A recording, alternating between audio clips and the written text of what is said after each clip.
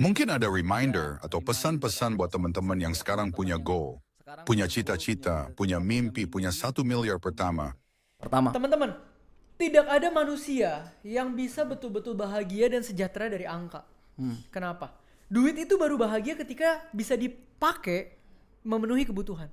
Jadi kalau kalian punya kebutuhan terpenuhi di angka 200-300 juta, punya 1 miliar pasti bahagia banget gak? Bahagia banget. Bahagia banget. Kenapa? Karena dari kebutuhan kalian sampai ke atas spare-nya jauh.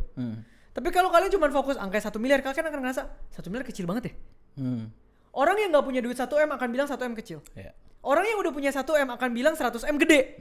Orang yang belum punya 1 M akan bilang 100 M kecil. Yes. Karena mereka nggak pernah di situ dan pakai duitnya. Nggak pernah Nggak merasakan punya. pernah. Kalian punya 10 miliar aja pakai, rasanya udah kagak habis guys. Iya. Kecuali kalian tiba-tiba ganti mobil kayak orang gila, ganti penthouse, beli rumah yang gede-gede banget. Selama hidup kalian cukup-cukup aja, kebutuhan cukup-cukup aja, 1-10 miliar hidup kalian udah tenang-tenang banget, Iya. udah nyaman, udah enak. Ya. Soalnya kan kita tetap Gitu loh. kerja Dan kita bukan tetap nganggur. kerja, betul. Tapi seringkali ketika kita terhalusinasi, terbrainwash dengan angka, kita jadi lupa angka itu kan akan dipakai. Dan ternyata ketika dipakai nggak sebesar itu. Contoh, banyak orang juga sekarang ya, mungkin punya duit gede banget, bisnisnya gede. Kemarin gue nonton podcast ya, itu lucu dia bilang. Sekarang kita cari duit misalnya, wah kita udah kaya banget di umur 35 misalnya.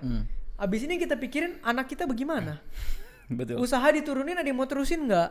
Ya, Duit dipakai sampai mati belum tentu habis. betul. Terus pertanyaannya, apakah lu harus cari duit sebanyak itu? Itu dia. Kita nggak tahu.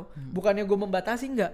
Tapi sampai kita mati itu ada hitungannya kita kepake berapa. Ya. Spare-nya itu jauh. Ya. Gitu loh. Jadi jangan sampai kayak, oh gue harus punya duit 100 miliar, gue harus punya duit 500 miliar. Ya kalau lu nggak bisa jawab buat apa, jangan terobsesi sama itu. Kecuali lu bilang, kok gue harus punya duit 500 miliar? Oh misalnya, biar gue bisa bangun apapun buat banyak orang. Hitung lu. Ya. Lu mau bangunin apa buat banyak orang? Tempat ibadah, sekolah. Nyampe nggak 500 M? Kagak nyampe, Bil. Kehitung soalnya. Kehitung soalnya. Jadi jangan sampai angka itu tidak ada basisnya membuat kalian jadi gila sendiri.